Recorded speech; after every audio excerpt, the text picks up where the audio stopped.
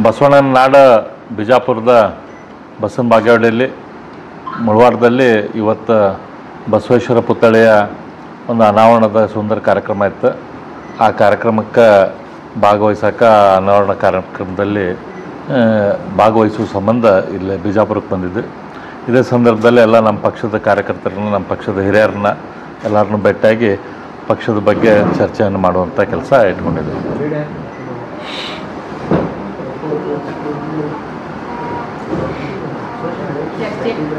ನೀವು ಕೇಳ್ರಿ ಅಂತ ಹೇಳಿದ್ರು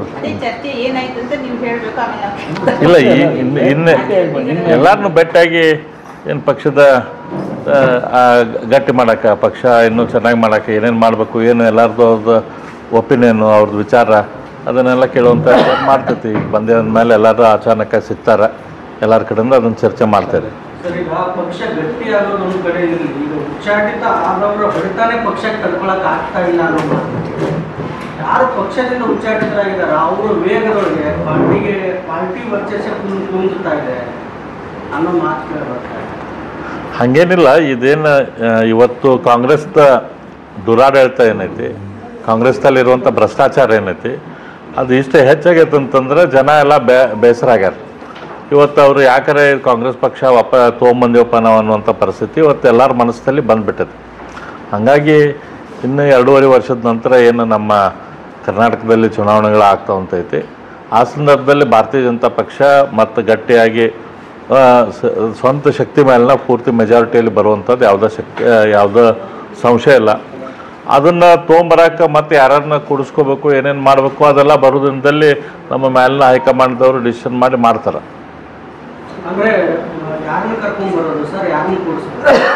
ಅದನ್ನು ಹೈಕಮಾಂಡ್ದವರೆಲ್ಲ ಡಿಸಿಷನ್ ಮಾಡ್ತಾರೆ.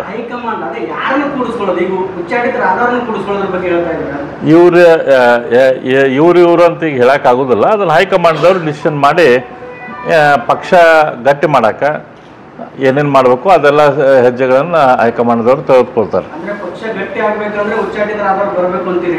ಪಕ್ಷ ಗಟ್ಟಿ ಆಗ್ಬೇಕಂದ್ರೆ ಎಲ್ಲರ ಜೊತೆ ಎಲ್ಲರನ್ನೂ ಕರ್ಕೊಂಡು ಹೋಗುವಂಥ ಅವಶ್ಯಕತೆ ಇದೆ. ಆ ದೃಷ್ಟಿಯಿಂದ ಎಲ್ಲ ಹೈಕಮಾಂಡ್ದವ್ರು ಸೂಕ್ತ ಡಿಸಿಷನ್ ಸೂಕ್ತ ಸಮಯದಲ್ಲಿ ತೆಗೆದುಕೊಳ್ತಾರೆ. ನಾವು ಅವ್ರಿಗೆ ಹೇಳುವಷ್ಟು ದೊಡ್ಡವರು ನಾವಲ್ಲ. ಅವರ ಪಕ್ಷದಿಂದ ಏನು ಆದೇಶ ಮಾಡ್ತಾರೆ, ಪಕ್ಷದಿಂದ ಏನಾಗುತ್ತೆ ಆ ಕೆಲಸ ಮಾಡುವಂಥ ಕಾರ್ಯಕರ್ತರು ನಾವು.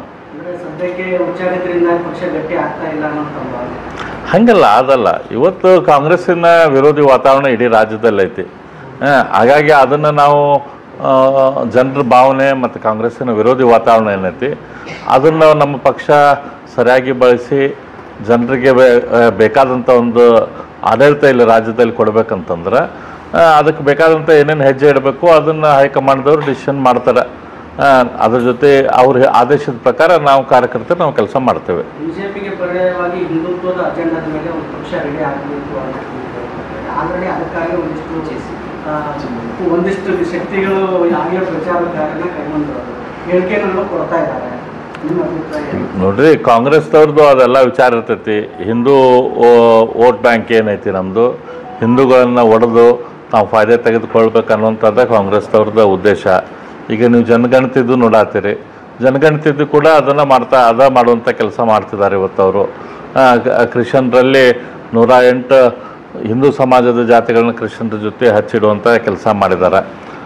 ಸಮಾಜದಲ್ಲಿ ಗೊಂದಲ ಹೊಡಿಸುವಂಥ ಕೆಲಸ ಇವತ್ತು ಅವರು ಕಾಂಗ್ರೆಸ್ನವರು ಮಾಡ್ತಿದ್ದಾರೆ. ಹಾಗಾಗಿ ಅವ್ರ ಕೆಲಸ ಹಿಂದೂ ಸಮಾಜವನ್ನು ಹೊಡಿಬೇಕಂತೇಳಿ ಅದರ ಸಂಬಂಧ ಅವರು ಈ ರೀತಿ ಪ್ರಯತ್ನಗಳನ್ನು ತಮ್ಮ ಕಡೆಯಿಂದ ಮಾಡ್ತಿರ್ತಾರೆ. ಹಿಂದುತ್ವ ಪ್ರತ್ಯೇಕ ಪಕ್ಷದ ಹಿಂದೆ ಸರ್ ಕಾಂಗ್ರೆಸ್ ಏನೇನಂದ್ರಿ? ಅಲ್ಲ, ಇನ್ನೊಬ್ರು ಯಾರು ಏನೋ ಹೇಳ್ತಿದ್ದೆ, ಇನ್ನೊಂದು ಪಕ್ಷ ಮಾಡ್ಲಿಕ್ಕೆ ಹೊರಟಿದಾರಲ್ಲ ಸರ್, ಈಗ ಹೇಳ್ತಾ ಇದ್ದಾರೆ ಹೇಳಿಕೆಗಳನ್ನ ಕೊಡ್ತಾ ಇದಾರಲ್ಲ ಸರ್. ಹಾಂ, ನೀವು ಹೇಳೋದು ದಾಟಿ ನೋಡಿದ್ರೆ ಕಾಂಗ್ರೆಸ್ ಅದು ಹಿಂದೆ ಇದೆ ಅನ್ನೋ ರೀತಿ ಇದೆ ಸರ್. ಇಲ್ಲ, ನಾನು ಅದನ್ನ ಹೇಳತ್ತಿಲ್ಲ. ಕಾಂಗ್ರೆಸ್ದ ಮನಸ್ಸು ಹಿಂದೂ ಓಟನ್ನು ಹೊಡೆಯುವಂಥದ್ದು ಅವ್ರದ್ದು ಮನಸ್ಥಿತಿ ಯಾವಾಗಿದ್ರೂ ಇದ್ದಿದ್ದು. ಅವ್ರ ಕೆಲಸನ ಕೂಡ ಅದೇ ರೀತಿ ಮಾಡ್ತಿರ್ತಾರೆ.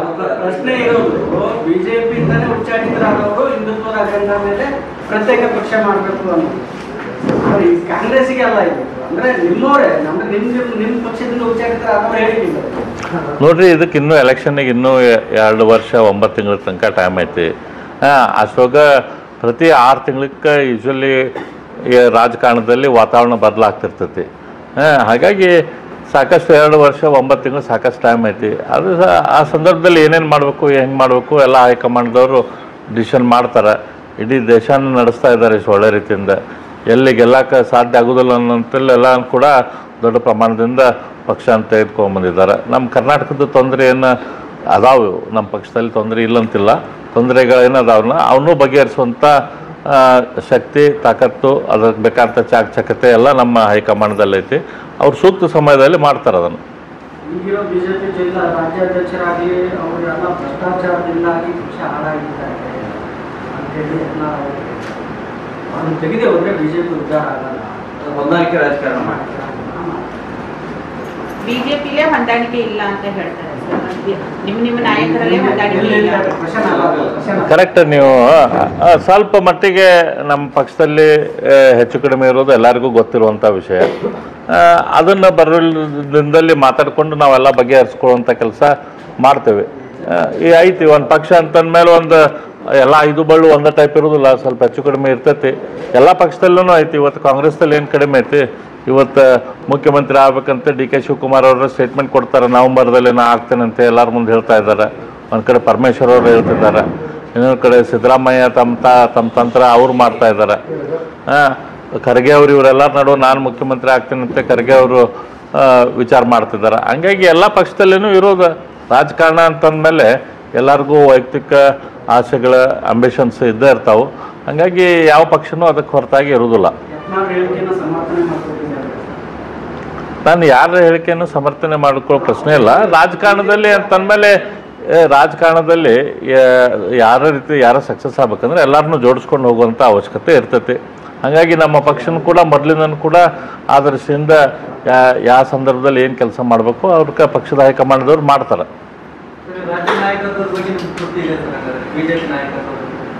ನೋಡ್ರಿ, ಹೈಕಮಾಂಡ್ ಏನು ಡಿಸಿಷನ್ ತೆಗೆದುಕೊಳ್ತೈತೆ ಅದನ್ನು ಪಕ್ಷದ ಎಲ್ಲ ನಾವು ಕಾರ್ಯಕರ್ತರು ನಿಷ್ಠೆಯಿಂದ ತಲೆ ಮೇಲೆ ನಾವು ಹೊಟ್ಕೊಂಡು ಮಾಡ್ತೇವೆ.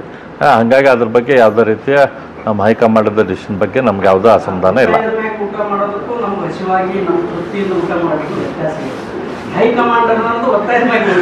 ಬೇರೆ ಮಾತಾಡ್ರಿ ಈಗ ಅದನ್ನು ಬಿಟ್ಟ.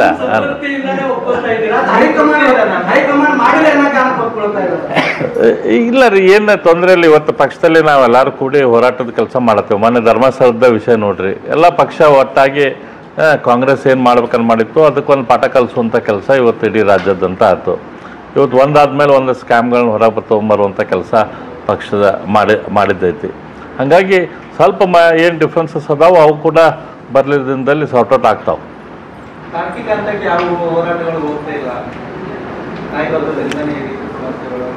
ಇವತ್ತು ಧರ್ಮಸ್ಥಳದ ನೋಡ್ರಿ ತಾರ್ಕಿಕ ಹಂತಕ್ಕೆ ಹೋತಲ್ಲ. ಇವತ್ತು ಜನರಿಗೆ ಪೂರ್ತಿ ಧರ್ಮಸ್ಥಳದೆಲ್ಲ ಆಗಿದ್ದು ಕಾಂಗ್ರೆಸ್ಸಿನ ಷಡ್ಯಂತ್ರ. ಹಿಂದೂ ಸಮಾಜದ ಪ್ರಮುಖರಿಗೆ, ಹಿಂದೂ ಸಮಾಜದ ದೇವಸ್ಥಾನಗಳಿಗೆ, ಹಿಂದೂ ಸಮಾಜದ ದೇವಸ್ಥಾನಗಳನ್ನು ನಡೆಸುವಂಥವ್ರಿಗೆ ಮೇಲೆ ಅಪವಾದ ಕೊಡಬೇಕು, ಅದ್ರ ಮೇಲೆ ಜನರಲ್ಲಿ ಧಾರ್ಮಿಕ ಕೇಂದ್ರಗಳ ಮೇಲೆ ಶ್ರದ್ಧೆ ಕಡಿಮೆ ಆಗಬೇಕು ಅಂತ ಏನು ಕಾಂಗ್ರೆಸ್ದವ್ರು ಪ್ರಯತ್ನ ಮಾಡಿದ್ರು, ಆ ಪ್ರಯತ್ನ ವಿಫಲ ಆಗೈತಿ ಇವತ್ತು. ಅದು ಭಾರತೀಯ ಜನತಾ ಪಕ್ಷ ಮಾಡಿದಂಥ ಹೋರಾಟದ ಕಾರಣದಿಂದ. ಹಾಗಾಗಿ ತಾರ್ಕಿಕ ಹಂತಕ್ಕೆ ಹೋಗಿಲ್ಲ ಅಂತಲ್ಲ, ತಾರ್ಕಿಕ ಹಂತಕ್ಕೆ ತೊಗೊಂಡು ಹೋಗ್ತೇವೆ. ಎಲ್ಲ ಒಂದಾದ್ಮೇಲೆ ಒಂದು ವಿಷಯ ತಾರ್ಕಿಕ ಹಂತಕ್ಕೆ ತೊಗೊಂಡು ಹೋಗ್ತಾ ಇದ್ದೇವೆ. ಅಲ್ಲ ಸರ್, ಹಿಂದೂ ಅಜೆಂಡಾ ಅಂತ ಹೇಳ್ತೀವಿ ಬಿಜೆಪಿ ಅವರು. ಇಷ್ಟು ಹಿಂದೂ ಯುವಕರನ್ನ ಈಗ ಅರೆಸ್ಟ್ ಮಾಡ್ತಾ ಇದ್ದಾರೆ, ಯಾವುದಾದ್ರೂ ಹೇಳಿಕೆ ಅಥವಾ ಯೂಟ್ಯೂಬರ್ಸ್ ಇರ್ಬೋದು, ಏನೇ ಇರ್ಬೋದು. ಅದಕ್ಕೆ ನಿಮ್ಮ ಬಿಜೆಪಿಯಿಂದ ಏನು ಸಪೋರ್ಟೇ ಇಲ್ಲ ಅಂತ ಹುಡುಗರು ಹೇಳ್ತಾರೆ. ನಾನು ಅವ್ರ ಜೊತೆ ಮಾತಾಡಿದಾಗ ಯಾವ ರಾಜಕಾರಣಿಗಳು ಬಿಜೆಪಿ ಅವರು ನಮಗೆ ಸಪೋರ್ಟ್ ಕೊಡ್ತಾ ಇಲ್ಲ ಅಂತ ಹೇಳ್ತಾರೆ. ಇದಕ್ಕೆ ನೀವೇನು ಹೇಳ್ತೀರಿ? ಇದು ನೀವು ಹೇಳ್ತಾರಂಥ ವಿಷಯ ಅಂತಂದ್ರೆ ಇವತ್ತು ಮೊನ್ನೆ ಮಂಗಳೂರಲ್ಲಿ ಆಯಿತು, ವಿಕ್ರಮ ಟಿವಿಯಲ್ಲಿ ನಿಮ್ಮ ಪ್ರೆಸ್ನವ್ರ ಅವರಿಗೆ ಕೇವಲ ಅತ್ಯಂತ ಸಿಂಪಲ್ ಅವರು ಒಂದು ಪೋಸ್ಟ್ ಹಾಕಿದ್ದಕ್ಕೆ ಇವತ್ತು ಸಿದ್ದರಾಮಯ್ಯರ ಹೆಸರು ಯಾಕೆ ಬಳಕೆ ಮಾಡಿರಿ ಅಂಥೇಳಿ ಇವತ್ತು ಅವ್ರನ್ನ ಅರೆಸ್ಟ್ ಮಾಡಿದ್ದಾರೆ. ಇದೇ ನಮ್ಮ ರಾಜ್ಯದಲ್ಲಿ ಪ್ರಧಾನಮಂತ್ರಿಗಳ ವಿರುದ್ಧ ಅತ್ಯಂತ ಅವಹೇಳನಕಾರಿ ರೀತಿಯಲ್ಲಿ ಸಾಕಷ್ಟು ಜನ ಪೋಸ್ಟ್ ಮಾಡಿದವರು ಇದ್ದಾರೆ.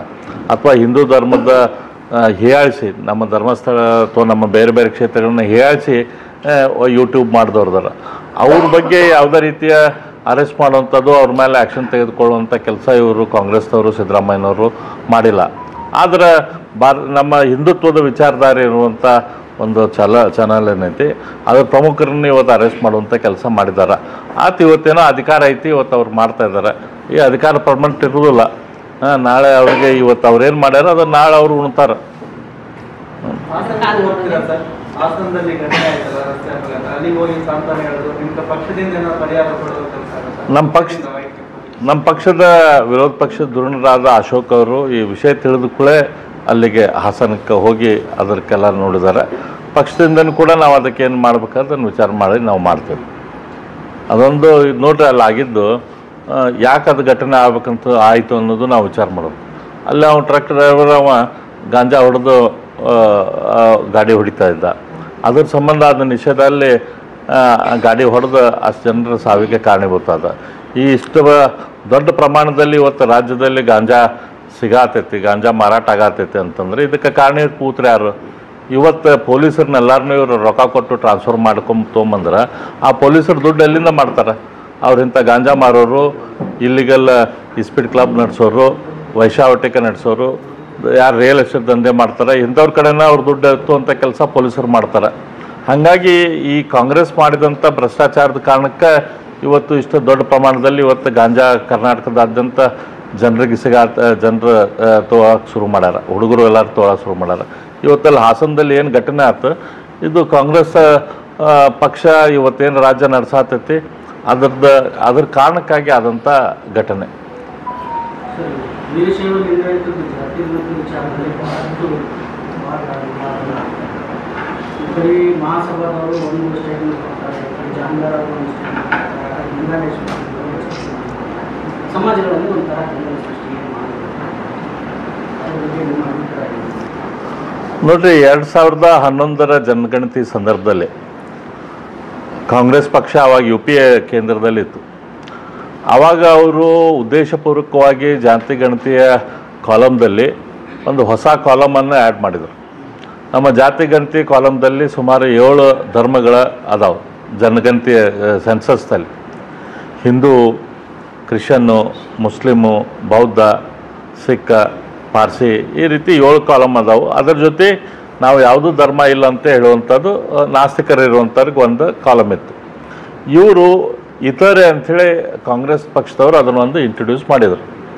ಇವ್ರದ್ದು ಉದ್ದೇಶ ಏನಿತ್ತಂದರೆ, ಇತರೆ ಅಂತಂದ್ರೆ ನಮ್ಮ ದೇಶದಲ್ಲಿ ಟ್ರೈಬಲ್ಸ್ ಅದು ಏನದಾರ ಅಥವಾ ಬೇರೆ ಬೇರೆ ಶಕ್ತಿಗಳಿಗೆ ಪ್ರೋತ್ಸಾಹ ಕೊಟ್ಟು ಮುಂದೆ ಇತರೆ ಅಂತ ಬರೆಸಿ ಅದರ ನಂತರ ಮುಂದಿನ ದಿನದಲ್ಲಿ ಕನ್ವರ್ಷನಿಗಾಗಲಿ ಅಥವಾ ಹಿಂದೂ ಸಮಾಜದಲ್ಲಿ ಒಡಕು ಉಂಟು ಅಂತ ಕೆಲಸ ಮಾಡ್ಬೇಕನ್ನುವಂಥ ಉದ್ದೇಶ ಇಟ್ಕೊಂಡು ಅವರು ಆ ಇತರೆ ಕಾಲಮನ್ನು ಮಾಡಿದರು.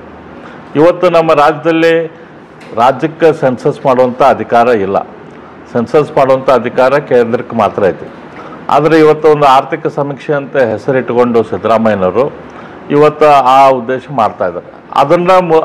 ಅದರಿಂದ ಮುಂದುವರಿದ ಭಾಗವಾಗಿ ಇವತ್ತು ಅಖಿಲ ಭಾರತ ವೀರಶೈವ ಮಹಾಸಭಾದಿಂದ 19ನೇ ತಾರೀಕಿಗೆ ಒಂದು ಹುಬ್ಬಳ್ಳಿಯಲ್ಲಿ ಒಂದು ದೊಡ್ಡ ಬೃಹತ್ ರ್ಯಾಲಿ ಮಾಡತ್ತಾರೆ.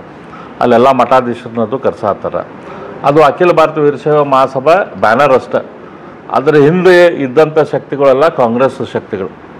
ಅವ್ರು ಕಾಂಗ್ರೆಸ್ನಿಂದ ಇವತ್ತು ಅಲ್ಲಿರುವಂಥ ಶಾಮನೂರು ಶಿವಶಂಕರಪ್ಪ ಆಗಲಿ ಅಥವಾ ಈಶ್ವರ್ ಖಂಡ್ರೆ ಆಗಲಿ, ಇವರೆಲ್ಲ ಅಖಿಲ ಭಾರತ ವೀರಶೈವ ಮಹಾಸಭಾದ ಅಧ್ಯಕ್ಷರು ಮತ್ತು ಪ್ರಧಾನ ಕಾರ್ಯದರ್ಶಿಗಳೇ ಆಗಿದ್ದಾರೆ. ಅದರ ಜೊತೆ ಈ MB ಪಾಟೀಲ್ರ ಕೈ ಜೋಡಿಸಿದ್ದಾರೆ.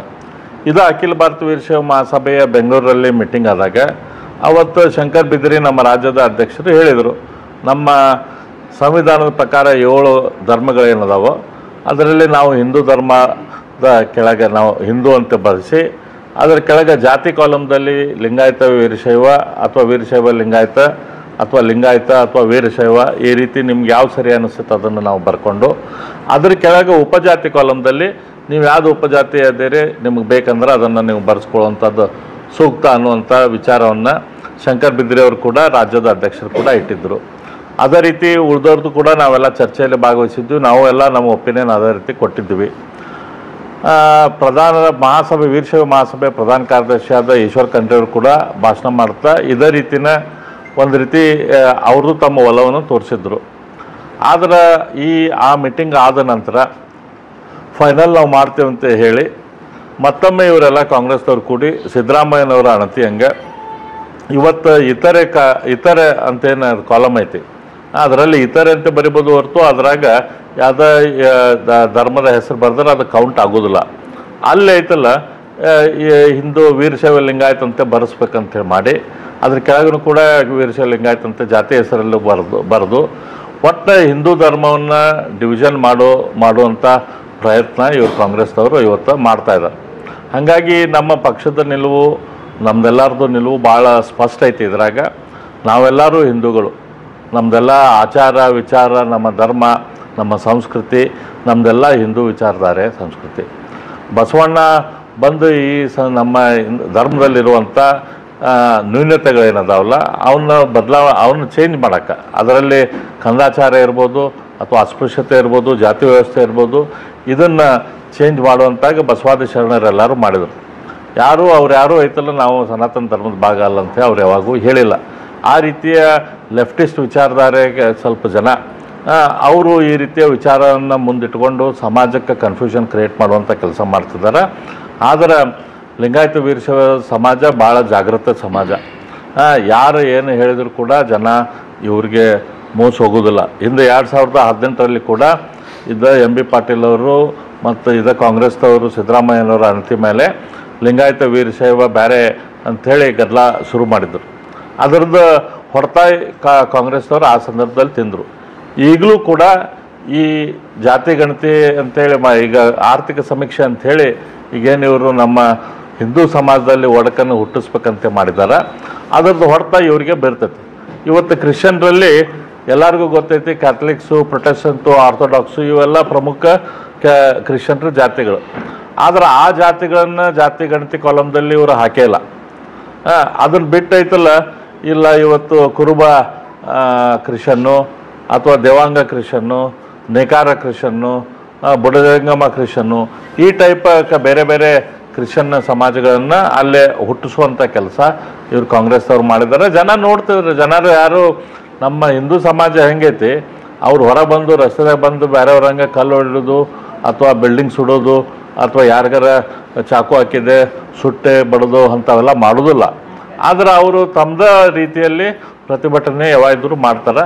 ಈ ಪಾಪ ಏನು ಮಾಡಾತಾರ ಕಾಂಗ್ರೆಸ್ದವರು, ಈ ಪಾಪಕ್ಕೆ ತಕ್ಕ ಪ್ರಾಯಶ್ಚಿತ್ತ ಎಲೆಕ್ಷನ್ ಟೈಮ್ದಲ್ಲಿ ಅವ್ರು ಉಣ್ತಾರೆ.